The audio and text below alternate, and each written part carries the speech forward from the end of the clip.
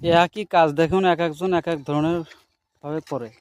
ইনি পিএস কোবাচ্ছে, এনার পিএস কোবানো জায়গার পাড়াচ্ছে না। এই যে পিএস কোবাচ্ছে যে লোকটা,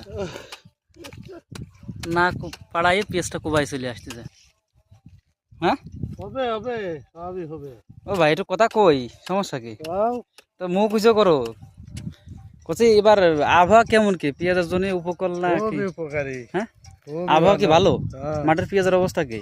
দেখছো না, সবই ভালো। না ভালো তো দেখা যাচ্ছে, তা কিছু লোকের পেঁয়াজ একটু নর্মাল আছে। তা আবহাওয়াটা কেমন? আবহাওয়া পেঁয়াজের উপযোগী। পেঁয়াজের উপযোগী। হুম, তাতে এবছর পেঁয়াজ কি অন্য বছরের চেয়ে ভালো ফলন হবে নাকি? অবশ্যই হবে। সেরকম আশা করা যায়। অবশ্যই। যাই হোক, তা পেঁয়াজ কোবানো তো দেরি হচ্ছে, সবার তো প্রায় হয়ে গেল। ওই আস্তে ধীরে কুবাই। তাই কি পেঁয়াজটা কি পরে লাগান নাকি? হয়, তো খুব বেশি পরেও তো লাগানো না, গাছ তো অনেক বড় বড় হয়ে গেছে, সুন্দর গাছ।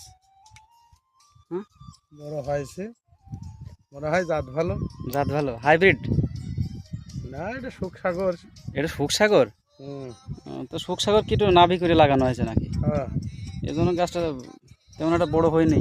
কিছু লোকের পেঁয়াজ তো সে বাম পার, ওই যে আপনার ওই যে একটা হলুদ পেঁয়াজ দেখা যাচ্ছে, হালকা হলুদ, ওই খুব বাজে গেছে। ওটা তো বাদেছে, মানে এটা বিশাল পেঁয়াজ, ওইটা দেখে আসলাম।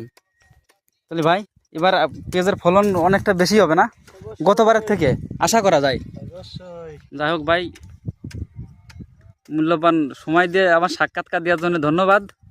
তাহলে ভাইজান পেঁয়াজ কোবান আর ভালো থাকবে না? অবশ্যই। আচ্ছা, ঠিক আছে।